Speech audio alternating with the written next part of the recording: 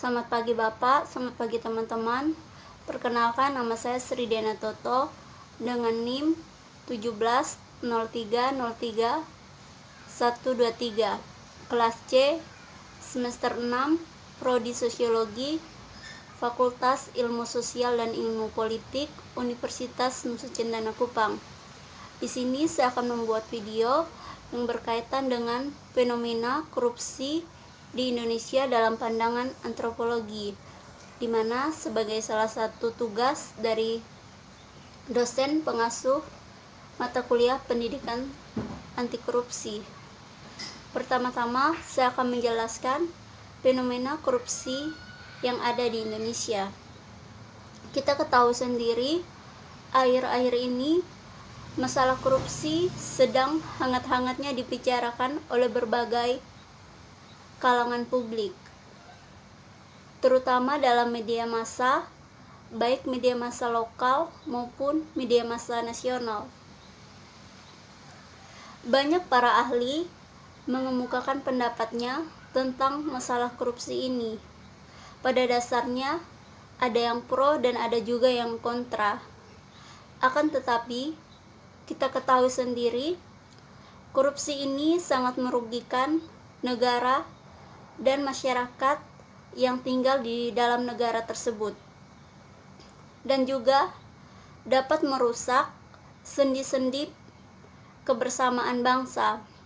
Pada hakikatnya, korupsi adalah benalu sosial atau penyakit sosial yang merusak struktur pemerintahan dan menjadi penghambat utama terhadap jalannya pemerintahan dan pembangunan pada umumnya.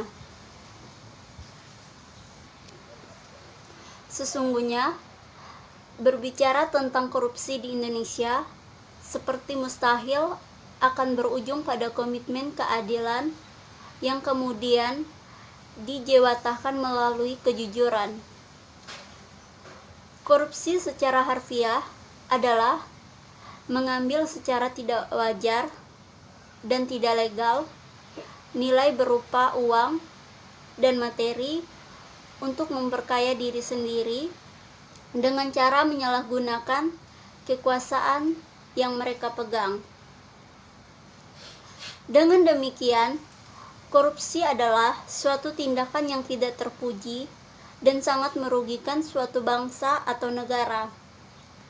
Indonesia merupakan salah satu negara yang sedang dilanda maraknya kasus korupsi, baik kasus korupsi yang ada di ibu kota maupun yang ada di daerah-daerah di Indonesia, yang terbilang cukup banyak dan sampai sekarang belum tuntas permasalahannya.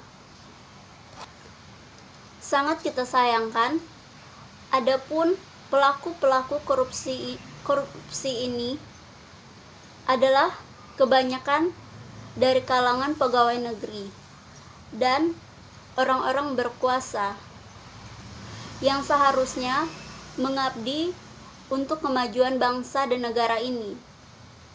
Sehingga korupsi ini dapat dikatakan telah menjadi budaya bangsa Indonesia. Korupsi sepertinya menjadi bagian yang tidak dapat dipisahkan dalam kehidupan masyarakat.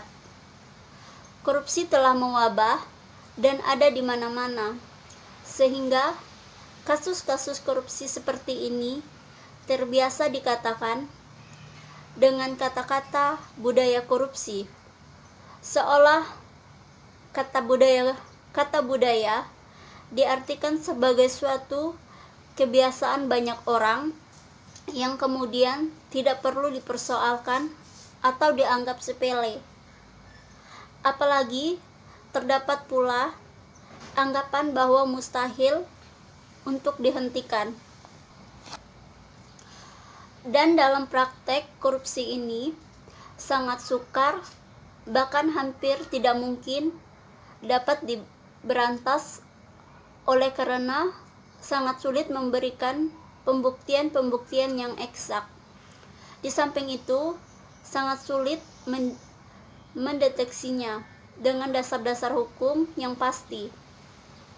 Namun, akses perbuatan korupsi merupakan bahaya laten yang harus diwaspadai oleh pemerintah maupun masyarakat. Korupsi adalah produk dari sikap hidup suatu kelompok masyarakat yang memakai uang sebagai standar kebenaran dan sebagai kekuasaan yang mutlak.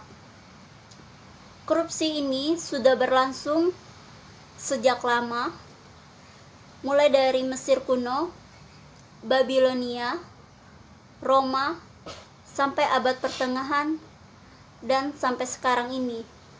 Begitu juga di negara Indonesia, praktek korupsi sudah dimulai sejak zaman penjajahan. Berikut ini saya akan menjelaskan bagaimana ilmu antropologi menjelaskan fenomena sosial korupsi yang sangat merisaukan masyarakat.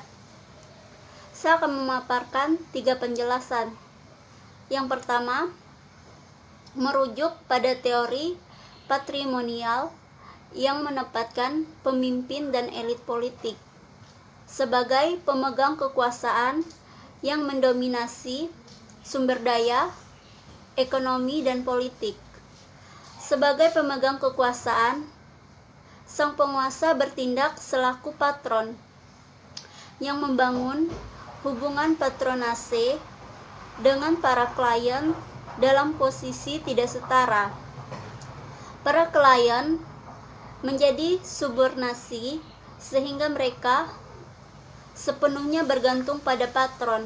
Berikutnya saya akan menjelaskan yang kedua, yaitu merujuk pada teori gift exchange atau gift giving dari ahli antropologi Prancis Marcel Mauss. Dalam masyarakat primitif, relasi sosial dan interaksi antara warga berlangsung hangat dan dekat satu sama lain. Mereka membangun hubungan sosial yang tercermin pada kebiasaan bertukar hadiah dan memberi bingkisan.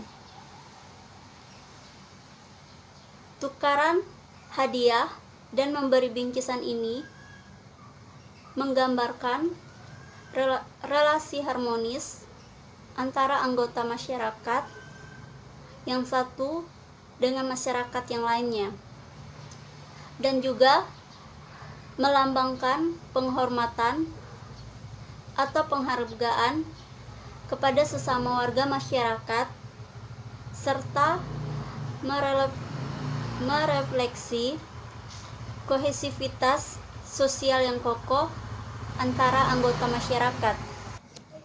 Baik, berikutnya saya akan menjelaskan bagaimana ilmu antropologi menjelaskan fenomena korupsi. Penjelasan ketiga yaitu merujuk pada teori kultural relatif yang terkait dengan pengertian korupsi yang merujuk pada nilai-nilai budaya yang berlaku di suatu masyarakat.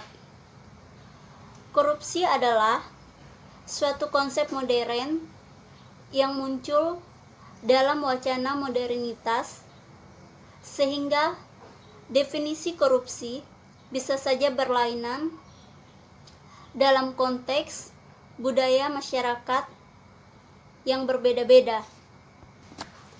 Berikutnya, saya akan menjelaskan pemberantasan korupsi dalam kajian antropologi.